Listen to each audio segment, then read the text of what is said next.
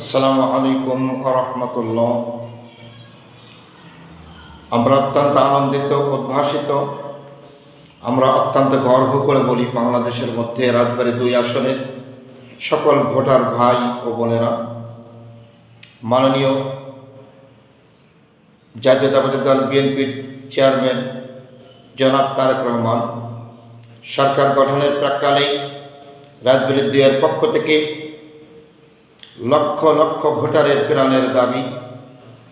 এই আসনটি ছিল বিগত জুলুমবাজদের সময় রেলমন্ত্রীর আসন। জুলুম, নির্যাতন, নিপীড়ন, হামলা মামলার দৃশ্য কোর্টের তালিকায় একটু তথ্য নিলেই বোঝা যাবে এই আসনের বিএনপি পরিবারের মানুষগুলো কেমন ছিল।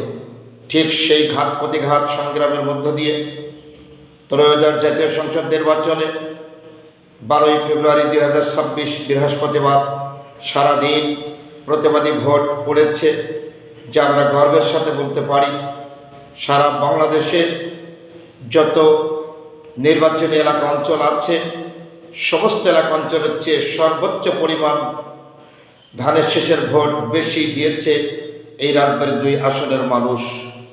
2,37,000 ভোট পেয়ে বাংলাদেশের কোনো আসনে কেউ নির্বাচিত হয়নি।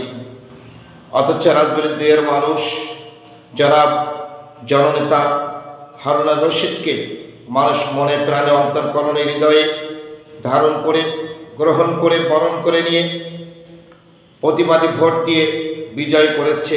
তাই জনাব তারেক রহমান, আপনার কাছে আমাদের প্রাণের দাবি, আমরা ওই সময় আমরা স্বস্তি পাব, হৃদয়ে অন্তরে প্রতিবাদের স্বাদ গ্রহণ করতে পারব যখন আমরা কানে শুনব আমাদের জননেতা হারুন আর রশিদকে আপনি মন্ত্রণালয়ের মন্ত্রীর দায়িত্ব দিয়েছেন, অন্য মন্ত্রী পেয়ে আমরা ঘরে ফিরব, তখনই বুঝবো সারা বাংলাদেশের সর্বোচ্চ ভোট প্রাপ্তির ব্যক্তিকে আপনি যথার্থ মূল্যায়ন করেছেন।